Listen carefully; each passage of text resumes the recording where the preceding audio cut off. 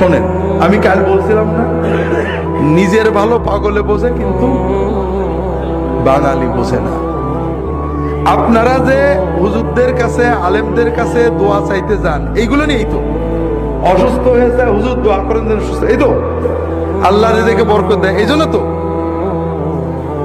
আপনারা কথা বলতে থাকেন, এইসব জন্যই তো। আচ্ছা, মনে করেন আপনি বিপদে পড়লেন,